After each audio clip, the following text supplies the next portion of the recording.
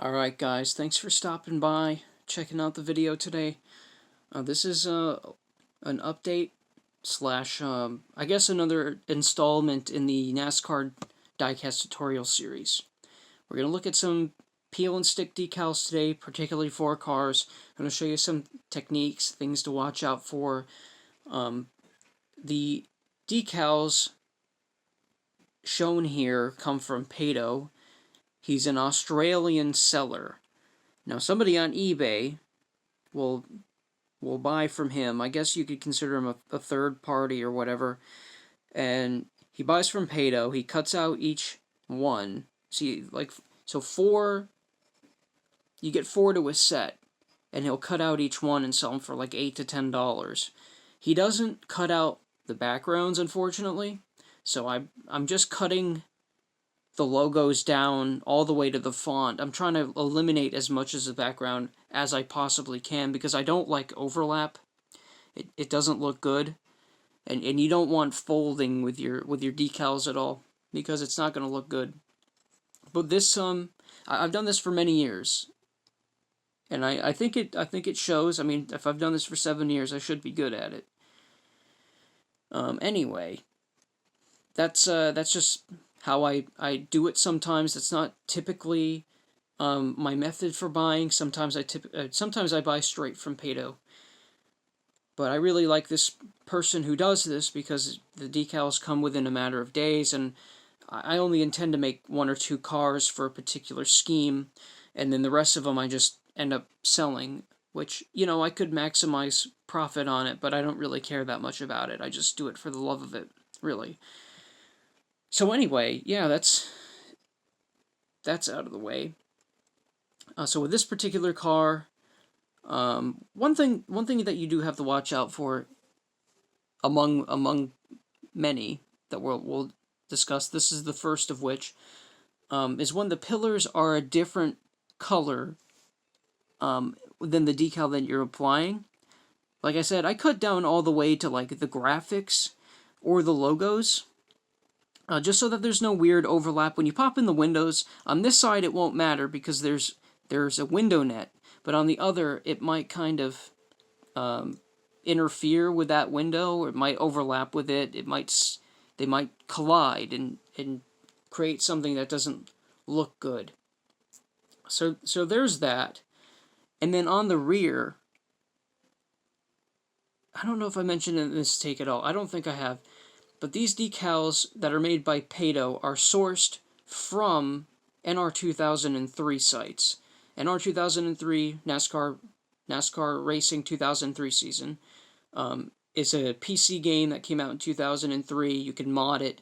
And these decals are based on the TGA files for that game. They're not exactly intended for diecast cars. They don't match up perfectly, typically. So the decal, the bumper decal was too thin. So what I did was I went and I cut underneath the lights, and I divided it. I made sure that this was the Ford logo and exhaust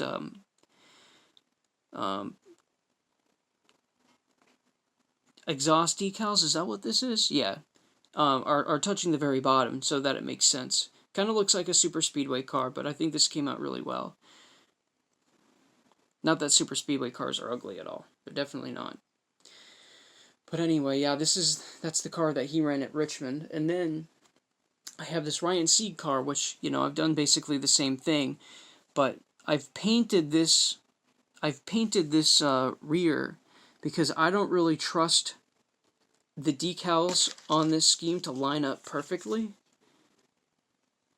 But I'm just doing that so that I have a nice shiny background to rely on, and so that when I do cut down to the logo, I'll have that nice background. And again, you don't have overlap, but I'll rely on everything after this wheel well.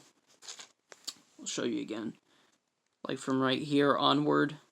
The decal itself has a white background, so I don't have to really worry about things showing through on the back. Or I should say that the white background wasn't deleted, so I don't have to worry too much about it. Anyway, there's the rest of the car. These are 2020 Ford Mustang bodies on the NASCAR Xfinity Series side. After 2019, Lionel updated the spoilers. They used to have like these partitions in the middle, but now I guess they're flat to match the real life cars.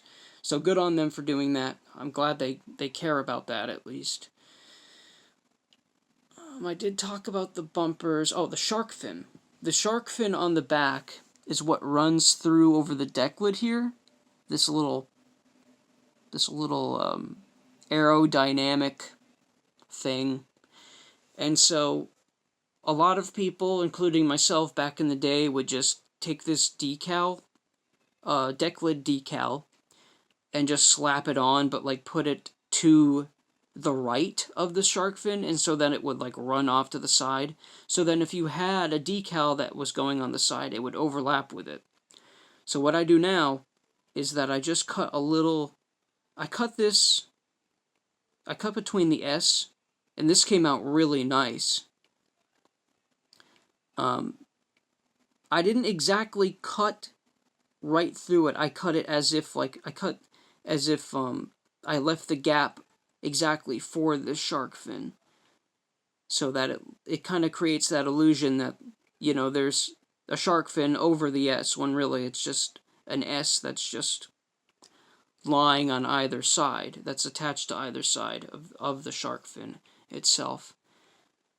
So that came out surprisingly well. So I'll spend the next few hours doing this, getting it done. I have also a Shane Van Gisbergen safety culture car that he ran at Phoenix. And, oh, actually, I'll show you the decal for that, too. That's going to be a really pretty one. It is a really pretty one, and then it won't be one-dimensional when I'm done with it. And then we have a Jeremy Clements Daytona. I think he ran that car at Daytona, if I'm not mistaken. Anyway, yeah, so that's tonight's project. I'll show you how to do some water slide decals in the next one. Alright, thanks guys.